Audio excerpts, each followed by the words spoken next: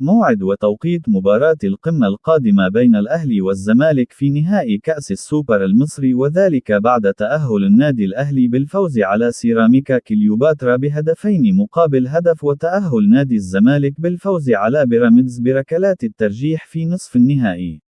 وسيلتقي النادي الأهلي مع نادي الزمالك في نهائي كأس السوبر المصري يوم الأحد المقبل 9 نوفمبر في 5:30 مساء بتوقيت القاهرة، 6:30 بتوقيت السعودية، وقطر 7:30 بتوقيت الإمارات، على استاد محمد بن زايد. وستذاع المباراة عبر قناة أون تايم سبورت وقناة أبو ظبي الرياضية.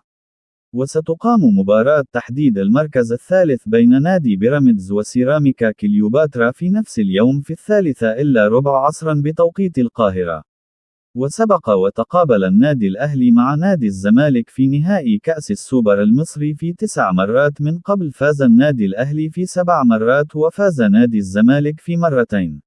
وحقق النادي الأهلي لقب السوبر المصري في 15 مرة من قبل، بينما فاز نادي الزمالك باللقب 4 مرات من قبل، وكان آخر لقب للسوبر المصري حصل عليه النادي الأهلي العام الماضي بعد الفوز على نادي الزمالك بركلات الترجيح، بينما آخر لقب حققه نادي الزمالك عام 2020 بعد الفوز على النادي الأهلي بركلات الترجيح. ويسعى كلا الفريقين للفوز في المباراة القادمة وحسم كل فريق المباراة لصالحه وإضافة لقب جديد لخزائنه، ليكون دافع للفريق الفائز لاستئناف مشواره في المنافسات المحلية والأفريقية.